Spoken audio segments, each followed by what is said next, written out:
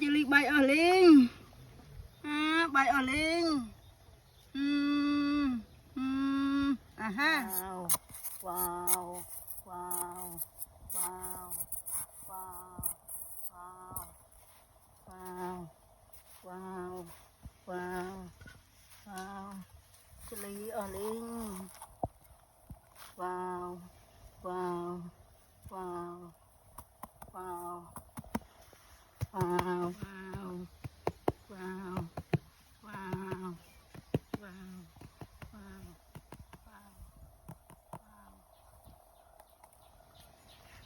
la la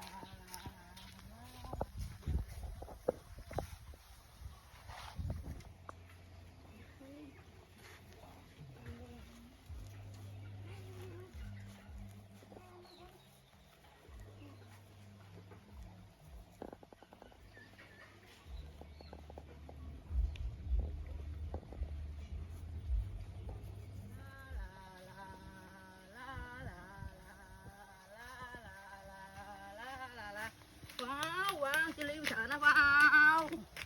wow chị Ly sợ nó vào mình cục po vào sạch nó vào Tinh.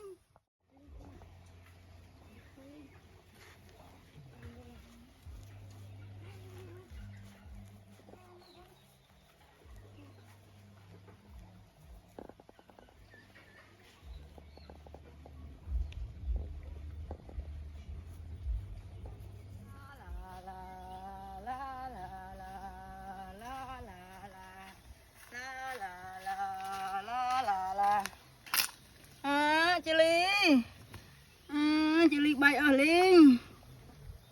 bay ở liền ha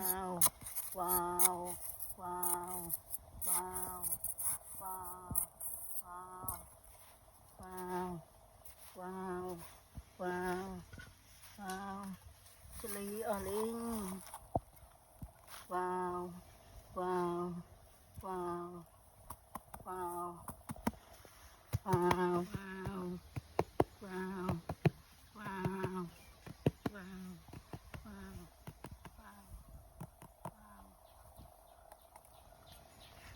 la la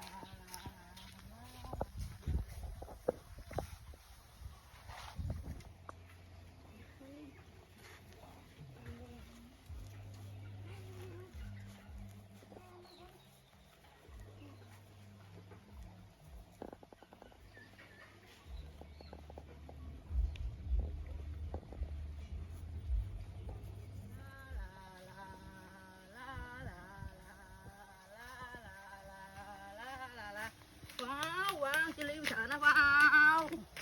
wow chị Ly sợ nó vào mình cục po vào sạch nó vào